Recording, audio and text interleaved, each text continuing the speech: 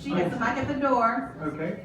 Thank you for your presentation. Most enjoyable and motivating. What are your present thoughts on fats, particularly vegetable fats as in avocado, and also fats as in protein as in chicken breast? Okay, well, you've asked two questions, one on fats and one on proteins, and there are different kinds of fats. There's saturated, monounsaturated, polyunsaturated, and then there are the omega-3 fats, so there's really four kinds. Saturated fat and trans fats are the most harmful. There's been some question about whether saturated fats are harmful. They are. I won't spend too much time debating that now. Fats also have 9 calories per gram, and protein and carbs have only 4. So when you eat less fat, you're going to eat fewer calories without having to eat less food. So you don't have to feel hungry. You can eat whenever you're hungry. You can feel full and still lose weight and keep it off. Studies have shown that fat causes more blockages to build up in your arteries of all types. Animal protein, when you get past this whole fat versus carbs debate, animal protein is more and more evidence is really harmful. People who eat a lot of animal protein have 75% increased risk of premature death from all causes, and a 400 to 500% increased risk of premature death from heart disease, diabetes, and the most common forms of cancer, independent of the carbs versus fat debate. And red meat is probably the worst, then chicken, then fish, then lacto-ovo, and then lacto, and then vegan. So to the degree you can move in that direction, there's a corresponding benefit. Thank you. Over there. Can you talk a little bit about sleep that was missing from your healthy list? Well, sleep is really important to health, and particularly for detoxifying your brain. And many people don't get enough sleep. And so it's an overlooked and really important aspect. And many people have sleep apnea, which they may not be aware of. And so if your partner tells you that go a period of time without breathing, several seconds, or you make these loud snoring sounds, go get yourself to a sleep lab and see if you have sleep apnea, because that can make a dramatic improvement in your well-being. Okay. So question here, how on board is Kaiser with your program? Well, I've been talking with Jonathan Artz, who's the head of neurology at Kaiser here in San Rafael, and he's very supportive of this new Alzheimer's study that we're doing.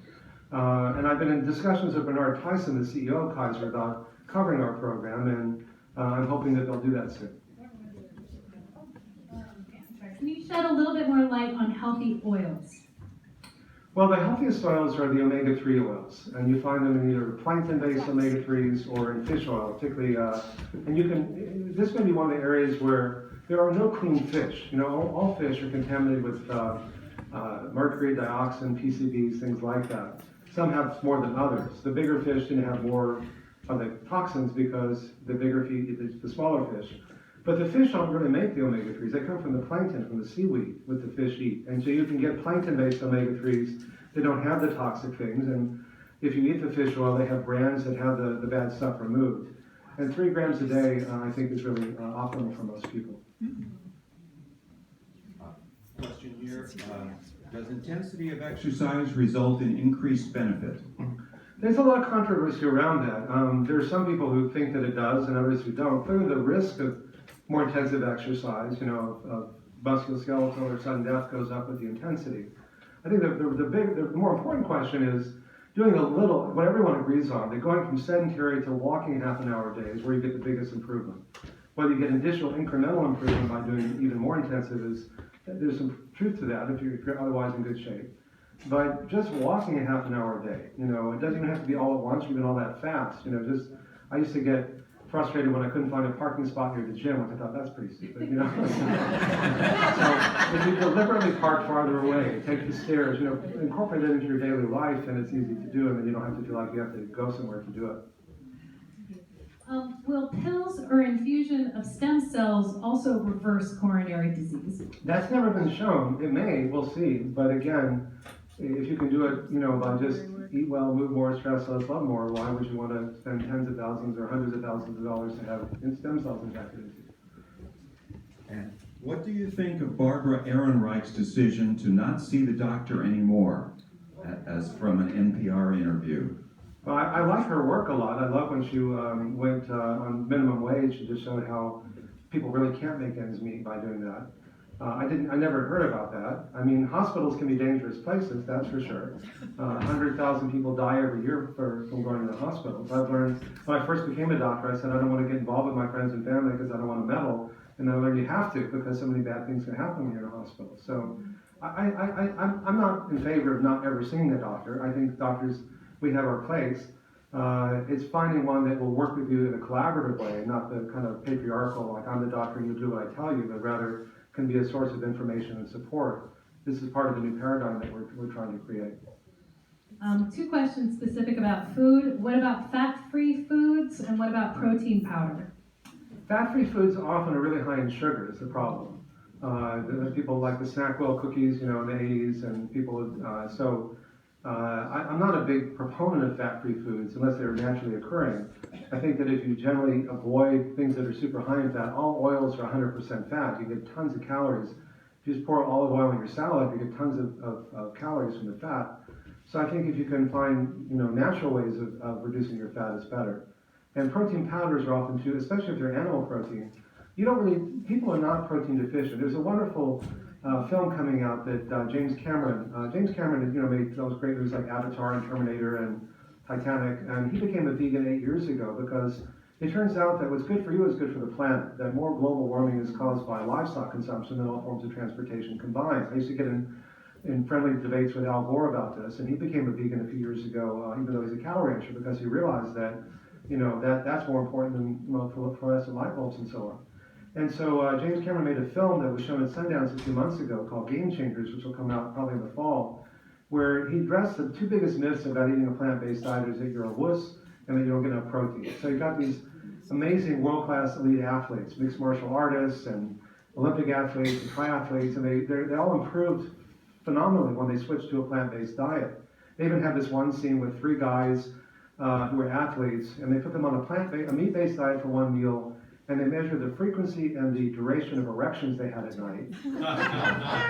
And then, I've written for years that your brain, even a single meal high in fat and cholesterol reduces blood flow to your brain, and this is a much more important organ for many guys.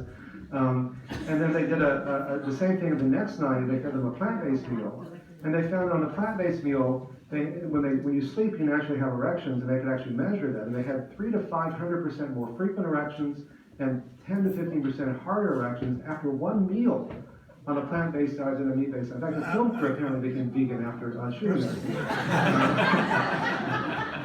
So when we realize how dynamic these things are, then it reframes the question from how can I prevent something really bad from happening years down the road to what I gain is so much more than what I give up in ways that are often very meaningful for people.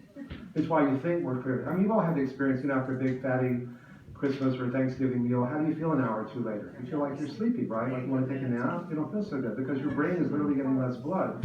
Well, that happens throughout your body. And it's why when guys have erectile dysfunction, that is a better predictor of heart disease than even your cholesterol or your blood pressure, because it's systemic. All these issues go throughout your body, not just the arteries in your brain, but arteries everywhere, or your heart. We have about 2 more minutes, so can the collectors look through your cards and select the hot topic? They're all hot topics, but our speaker has limited time. So we want to get the hot topics. Okay, so question here, how can we spread your message? Oh, I love the question. My favorite question of the day. No, by embodying it. The best teacher is a good example. And if you start to do these things, people will know. It's like, what are you doing? It's like, oh, well, here's what I'm doing. If you're interested in supporting our Alzheimer's study, whether volunteering for it, we've raised almost all the money, but not quite enough to do the study. Let us know. Go on our website. We have ways for people to support each other in a virtual community. Go to the Marin Cardiology group if you're interested in learning more about that. So these are all different things you can do. Okay, 2 One more. more. How would you recommend empowering loved ones or inspiring other people within your community to live longer and adopt your lifestyle? Well, again, by being a good example. People don't like to be talked to. They don't like to be told they're wrong. With my own son, when he was born, shortly after we started, being old enough to have solid food, I said, Lucas, nobody can tell you what to eat, not even me, and I'm your dad, and I know a lot more about nutrition than most people because your body's your temple, and the rule in our family is you don't ever have to eat anything ever. This is why we eat, a plant-based diet and all the benefits. But if you don't like what we're eating, we'll find something else.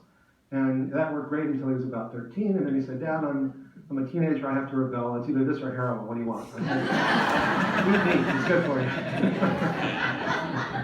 Michael, you'll have the last question. Thoughts about how to help the old and very old re-envision a new sense of purpose if they succeed in gaining a longer life? Well, that's a good question for you and your team. That anything that can create a sense of meaning is healing.